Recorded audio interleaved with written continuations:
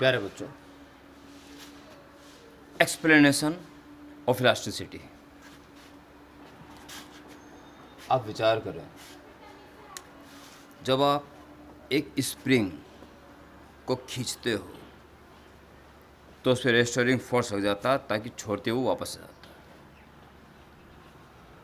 आप जब 5 सेंटीमीटर खींचने में ताकत लगाते हो, किसी स्प्रिंग को 5 सेंटीमीटर लंबा करना और आपने ताकत लगाई, प्यारे बच्चों, फर्दर 5 सेंटीमीटर खींचने के लिए आपको और ज़्यादा ताकत लगानी पड़ेगी। स्प्रिंग जितना ज़्यादा खींचता चला जाएगा, आपको ताकत उतनी ज़्यादा, यानी उसका रिस्टोरिंग फोर्स वापस आने के लिए उतना ही दमदार लग रहा होगा। यानी कि एक स्प्रिंग के लिए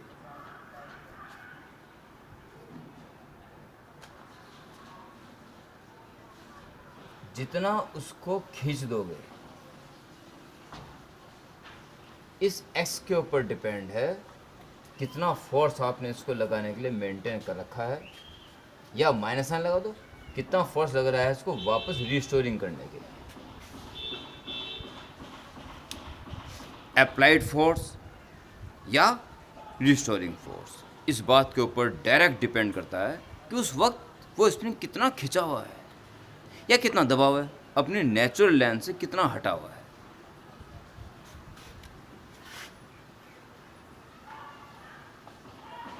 एक कांस्टेंट लगा देते हो तो प्रोपोर्शनल कांस्टेंट है, और यहाँ पे ये कहलाएगा स्प्रिंग कांस्टेंट या force constant.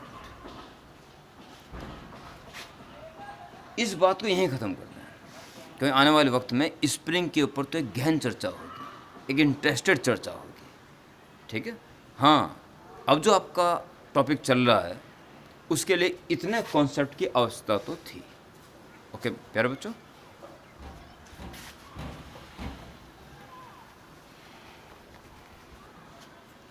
now write the heading explanation of elasticity on the basis of atomic model.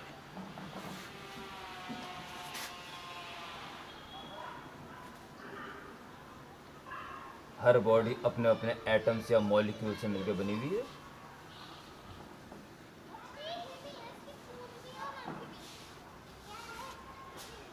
थोड़ी देर के लिए मान लो कि ये सारे एटम्स स्प्रिंग से जुड़े हुए हैं और स्प्रिंग अपनी नेचुरल लेंथ में है।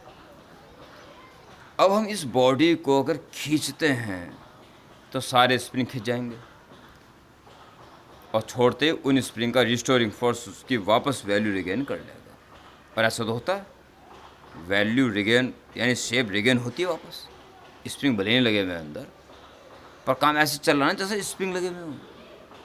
और दबा दो तो अंदर अगर स्प्रिंग एज्यूम कर रहे हो सारे दब जाएंगे, और छोड़ते ही वो वापस अपनी वैल्यू रिगेन कर लेगा।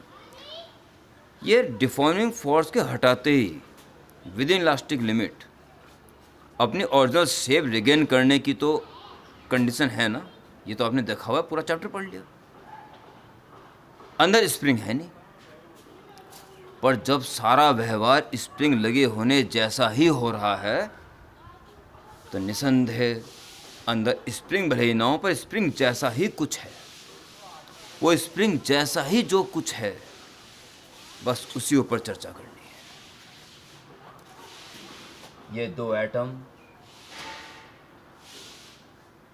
अगर इसको फोर्स से खींच दिया गया, और ये दो एटम अगर इनकी बीच डिस्टेंस r0 थी, और अब ये डिस्टेंस r0 में प्लस डेल्टा r इंक्रीज, तो इस पे वापस आने वाला एक फोर्स काम कर रहा है जो पूरी तरह से इसके ऊपर डिपेंड है, स्प्रिंग जैसा ही।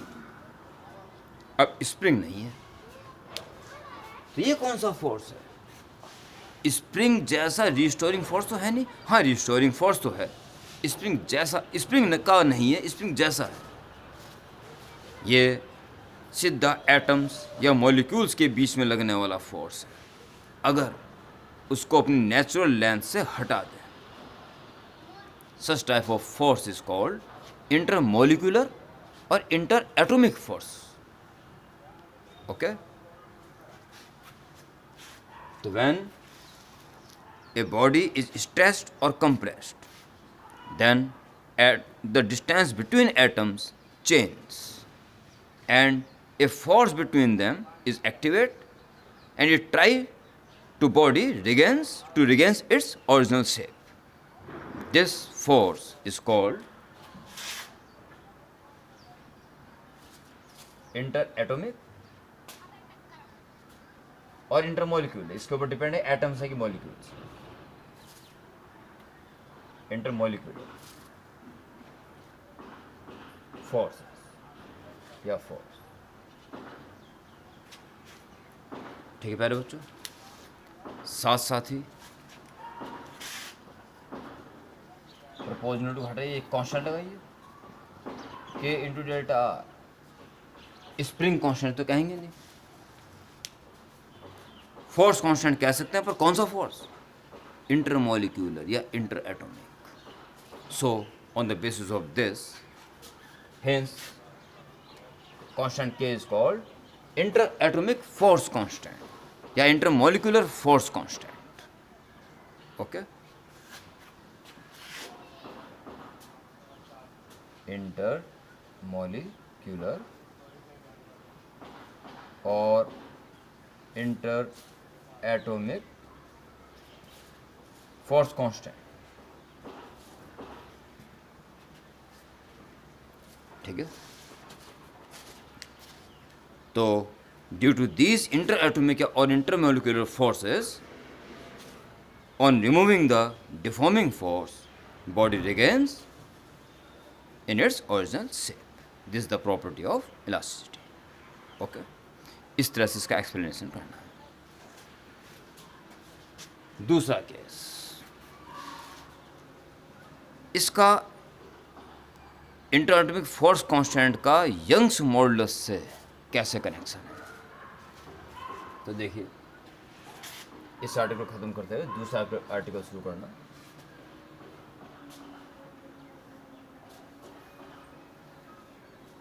This is original shape and this after some removing. Okay, इसको आप L लेंथ कर दीजिए. ठीक है, और कह दीजिए ये L इंक्रीज हो. इस वक्त फोर्स F लगा हुआ है, लिहाजा रिस्टोरिंग फोर्स भी F ही रहा होगा.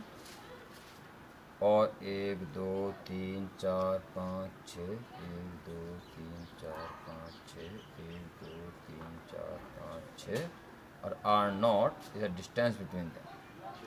On stretching, 1 2 3 4 5 6, 1 2 3 4 5 6, 1 2 3 4 5 6.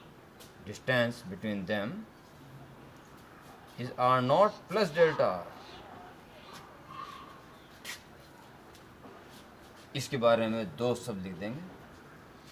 पहले तो heading relation between Young's modulus of elasticity and intermolecular force constant.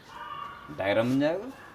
Considering a wire की लॉन्गिट्यूडनल स्ट्रेन की बात है, यंग्स मॉडुलस की बात करोगे तो वायर की बात चलेगी. Let a wire of length L is stretched and increased, stretched by force F, and increase in its length is L.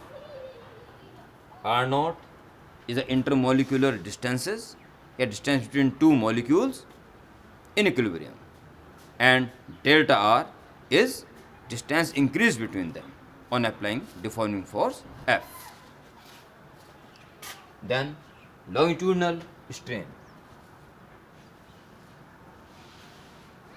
Longitudinal strain L upon L के होने के साथ साथ इट इज ऑल्सो ट्रू जो change हुई upon जो original थी. Okay बच्चों, अगर इंटरमोलिक्यूलर फोर्स की बात करोगे तो दो मॉलिक्यूल्स की बात करोगे ना.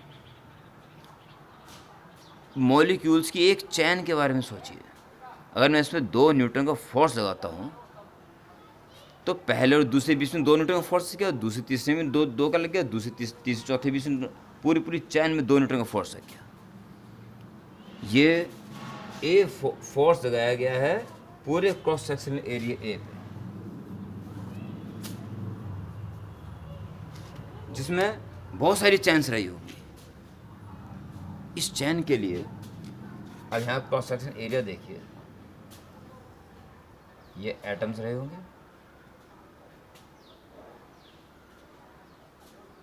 आर नॉट डिस्टेंस रही होगी। आप इन दोनों के मिड पॉइंट से इन दोनों मिड पॉइंट से डिस्टेंस तो भी आर नॉट ही आएगी। आप विचार कर सकते हो, ये भी आर नॉट, ये भी आर नॉट, ये स्क्वायर हो जाएगा r not into are not square, जिसके अंदर एटम्स की या मॉलिक्यूल्स की एक पूरी चैन चली गई। हमें टोटल फोर्स की जरूरत नहीं है, हमें चाहिए इंटरमोलिक्यूलर फोर्सेस, जो दो एटम्स के बीच में काम करेगा या उस पूरी चैन के बीच में काम करेगा। वही तो दो एटम्स के बीच में भी काम करेगा। और एफ हमारे पास वो फोर्स नहीं है, इसलिए हमें उस फोर्स की जरूरत है पहले, और तुरंत हमारा काम हो जाएगा उसके बाद। और यूनिटरी मेथड से बिल्कुल ईजी। देखिए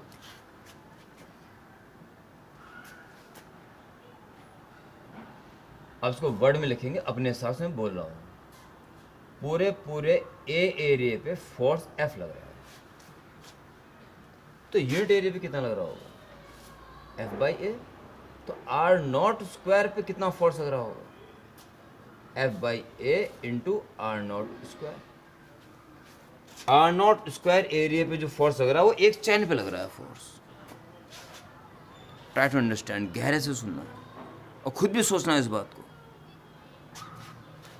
आर नॉट स्क्वायर पे इतना फोर्स लग रहा है एफ डैश से, आर नॉट स्क्वायर के एरिया पे लगने का मतलब एक चैन पे लगना या दो एटम्स के बीच में लगना, यही चाहिए बस हमें। देयरफॉर अब आप आराम से निकाल सकते हो intermolecular force constant,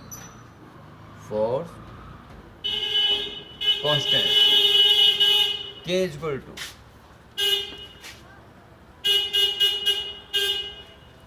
F dash, जो दो एटम्स के बीच में लग रहा है या पूरी चैन के बीच में लग रहा है, अपॉन जितनी इंक्रीज हो गया या एफ डैश रूट के इंटू डेल्टा, इस फॉर्मूले के अकॉर्डिंग।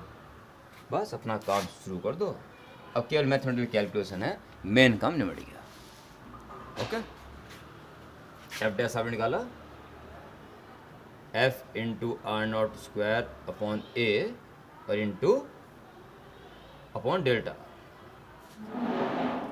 एफ पॉइंट ए को अलग करेंगे, R naught upon delta R को अलग कर लो, तो एक आर नॉट और बचेगा। It is F by A और अपॉन में डेल्टा आर, इसको अपॉन लिख दो delta R, sorry R naught, इसमें R naught upon delta R ही तो हुआ, into are naught. F upon A longitudinal stress और delta upon R longitudinal strain. Longitudinal stress upon longitudinal strain is Young's modulus of elasticity, R naught.